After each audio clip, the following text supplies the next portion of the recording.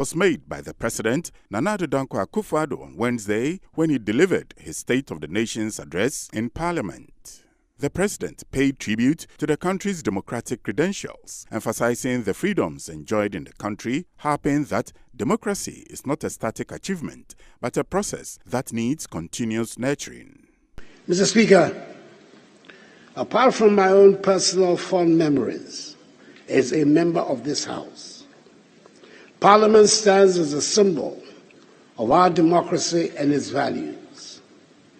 It stands as a reminder to all of us that our country has chosen to travel on the path of democracy, and at the heart of that journey is the idea that the government can only govern with the consent of the people.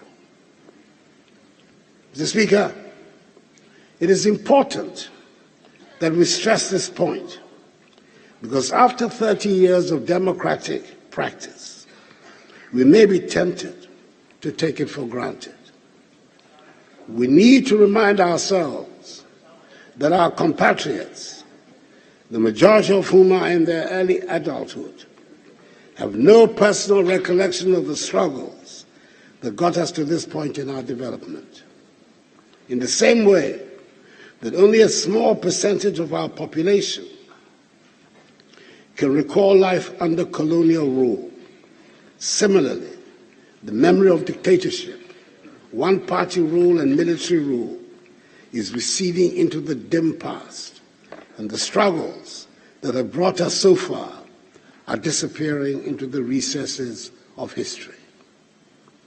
However, because Parliament directly represents the citizens of our nation in this hallowed chamber, it will always be the reminder of those struggles.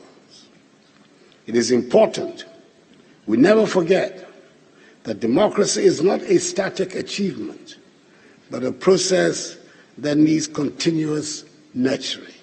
The President reminded the legislature that when constitutional rule is interrupted, it is Parliament that becomes the loser.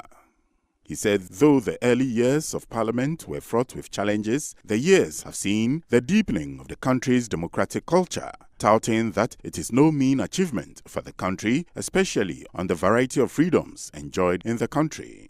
The President used the occasion in Parliament to acknowledge the significance of women in national development in commemorating the International Women's Day, which fell yesterday. President Akufo-Addo opined that the presence of women leaders has advanced rights, enhanced equality, and improved the living standards of all, including men. We must remind ourselves that in our country's political history, it is the restoration of Parliament to its proper place that has always symbolized the restoration of power to the people. And dare I say that when constitutional rule is interrupted, it is Parliament that is shut down. The other arms of government continue to operate. 30 years ago, this House convened for the first time to mark the commencement of the Fourth Republic. The early years of the return to democracy were fraught with challenges, but the years have seen the deepening of our democratic culture to a point where a candidate of the minority side in Parliament today presides as the Speaker. This is no mean achievement. Given the way the numbers shaped up in the House after the 2020 elections, many cynics and skeptics predicted a doomsday scenario for this Parliament. But instead of a meltdown, we have witnessed considerable cooperation and unity of purpose among all parties and factions. This is to a large extent a measure of the maturity of our political culture and democracy. We will need even more of such bipartisan maturity to meet the challenges confronting us at this time. Present at the State of the Nation's address were former Presidents John Kufuor and John Mahama, the First Lady, Mrs. Rebecca Akufo-Addo, the Vice President, Alhaji Mahamudu Bawumia and his wife, Samira Bawumia, the Chief Justice, Kwesi Enim Yeboah, and the Justices of the Supreme Court, service commanders, members of the Diplomatic Corps, the clergy, and leaders of various political parties, among others. Mr. Speaker, it is the 8th of March today, and that means it is International Women's Day, the day set aside globally to honor all women. Please allow me to acknowledge and appreciate the significance of the day and heartily congratulate women all over the world, and especially women in Ghana, for the role they play in realizing the dreams, cares, and aspirations of humankind and of this great nation. The presence of women leaders at both the local and national fronts have advanced rights, enhanced equality, and in general, improved the living standards and quality of lives of all concerned, including that of men. The theme for this year recognizes and celebrates women who are championing the advancement of transformative technology and digital education.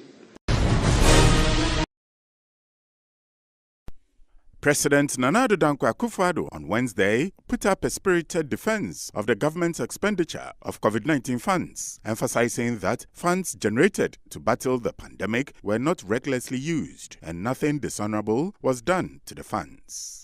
Delivering this year's message of the State of the Nation in Parliament in fulfillment of Article 67 of the country's constitution, President Akufo-Addo averred that because the economic consequences of the pandemic has been devastating, it was important to make it clear that the COVID-19 funds were not misused.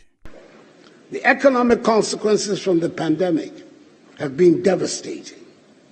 Mr. Speaker, it is precisely because the economic fallout from the pandemic is so widespread and long-lasting that it is important to show clearly that the COVID-19 funds, were not misused.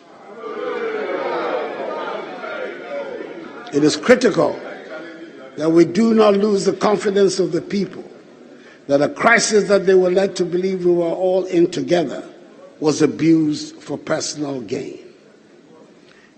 Mr. Speaker, it was government that asked for the COVID funds to be audited, and I can assure this House that nothing dishonorable was done with the COVID funds.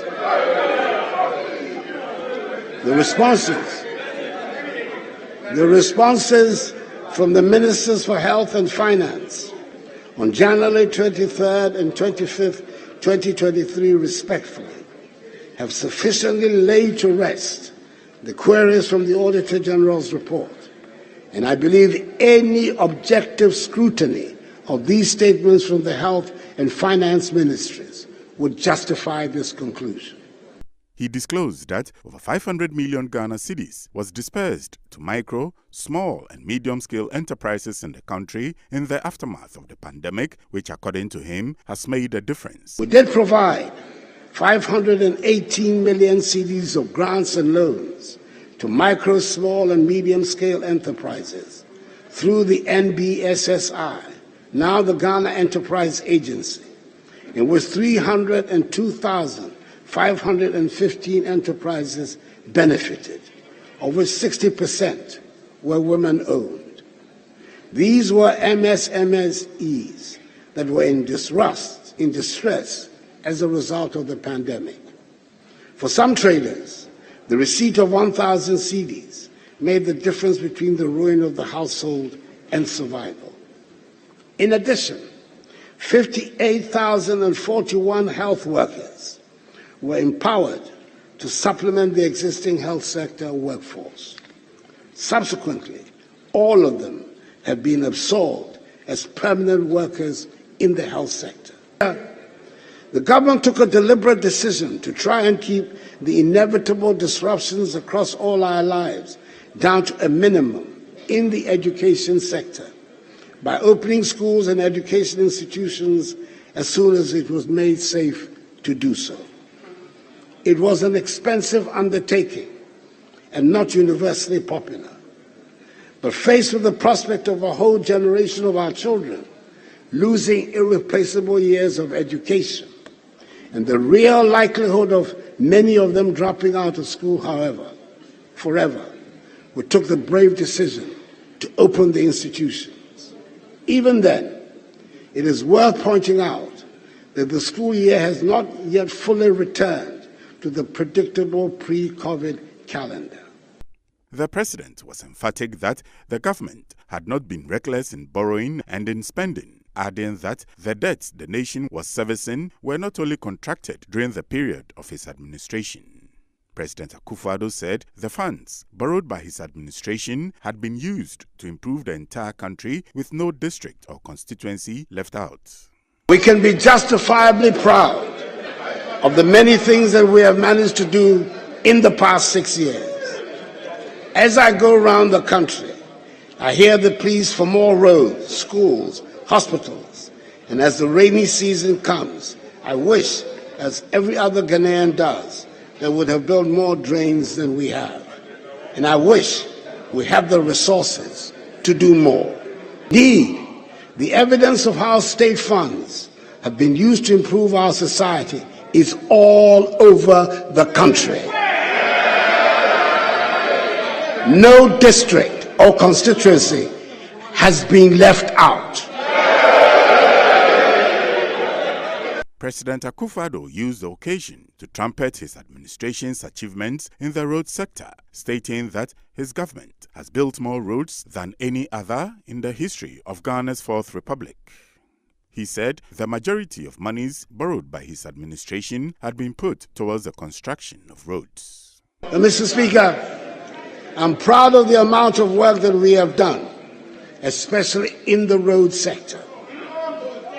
Roads constitute the largest number of questions asked in this House by members of Parliament. A large amount of the monies we borrow are for road construction. Shall we dare stop constructing roads?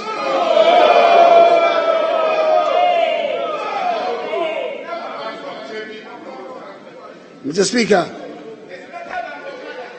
I would like to state categorically that this government has built more roads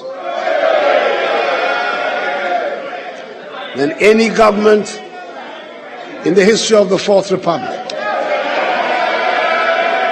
The president also spoke about other infrastructure and developmental projects that his administration had implemented successfully, which includes a national identification system with the Ghana card, constructed more railways than any other government in the Fourth Republic, and also established the Zongo Development Fund to address the needs of Zongo and inner city communities.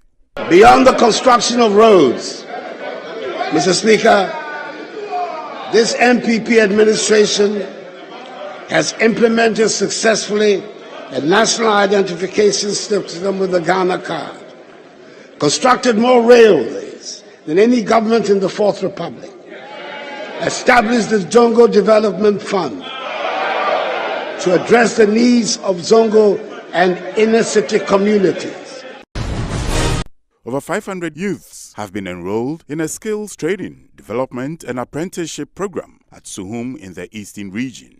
The initiative to enroll the youth is to support and empower the young people for self-employment by equipping them with entrepreneurial skills to enhance their livelihoods and provide employment in their various localities. The youth were selected from over 500 communities within Suhum, including Asari Krom, Zo, Amede, Supreso, Jato, Kuransang, Mami Krom, Kukua, Okanta, Tete Kasum, Omenako, Adakwa, Amenshia, and Apono.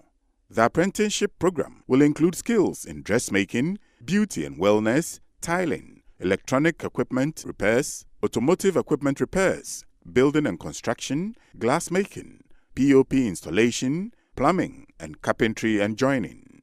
Honorable Kojo Asante, the Member of Parliament for Suhum, who is facilitating the program, presented the trainees with startup kits, which includes sewing machines, hair dryers, and tools for electronic and automotive repairs, Receiving the items on behalf of the beneficiaries, the chairperson of the Ghana National Association of Tailors and Dressmakers, Suhum branch, Cynthia Edubuafo, expressed gratitude to the Suhum MP for the kind gesture.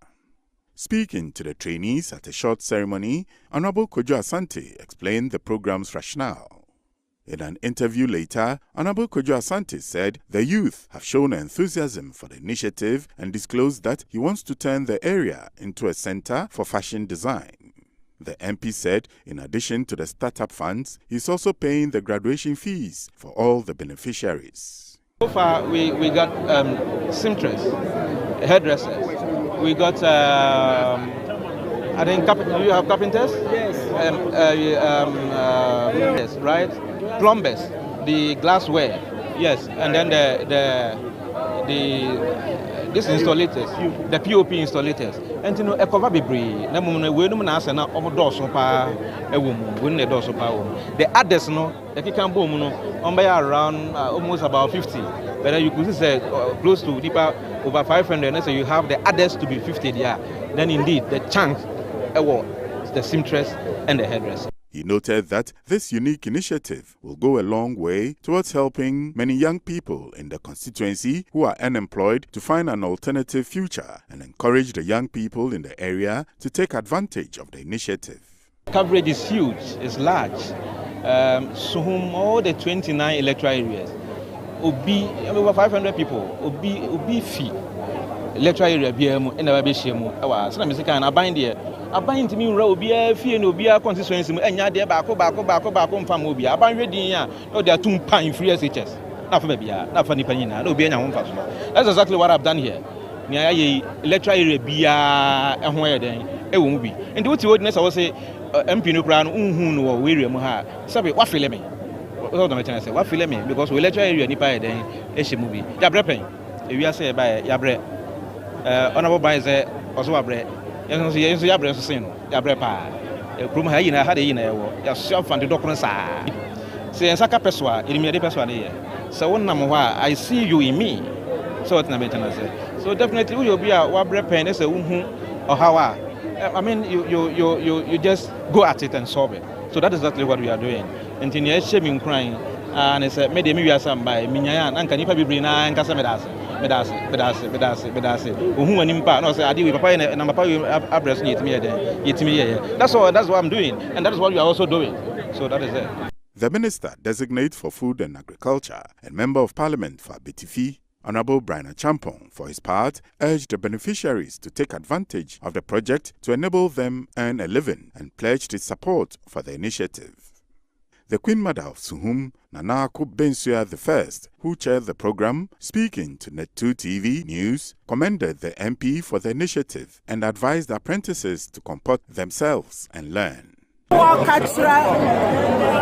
Apprentice for no say, walk on one cup bread or huasi. Now, yes, I'm a fra way a sniffle, and what shawang mistresses and now one madam, one was shawang I say, one was shawang I say, now once one for or drum and a kumapa and shawang a jumano, Nadachi, a pajas who mind, Nagana, so Ababe yet. A fay mofrano, mistress, one was one to one. If you are my summer home, now Otsuna, or very maybe Uncle Fawon, Uncle Shaw, not a Juma, when it does say, Wakosiana, that would be a Bobrano, now and to me, I'm muscle, not just a wood action one, I want to say. And so, Mofra, Mumbra Mohasi, and more empaying for Mumbra Mohasi, and so Mamma, Muti was some, Amuchumu, and female, my son, not that Mabra Bonso as me. She tags the parents of the beneficiaries to take the opportunity offered to the awards seriously. Some of the beneficiaries who spoke with NET2 TV News expressed their heartfelt gratitude to their Member of Parliament for bringing them the opportunity to transform their lives. The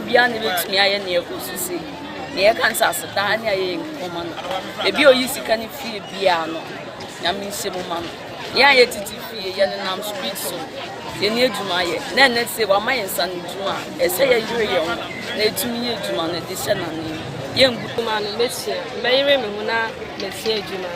Me man is sensible from Sarah or Bomb Hokkaido. adwuma no bɛyɛ mu na mehyia na daakye bi nso nkurɔfo foforɔ nso anya me so mfa so pie menyɛ adwuma biara me maame na ma me kakra si akɔnya wei aba yi mepɛ sɛ meyere me na metumi so yi wɔayɛ mmɛmu na yɛsi so no ebi ni ɔyɛ hu na osua wi adaakye musu hu na de akyerɛ obi sine ne ma yɛgyina ha yɛ wa bɛfɛ edwuma ayɛ sɛ edwuma so ne yɛ sɛ bɛboa yɛn daakye na me so me maba ha ni me bɛgye na me so mesua na daakye ma kyerɛ obi no so na afei de ɔman no yɛkɔ yɛ ni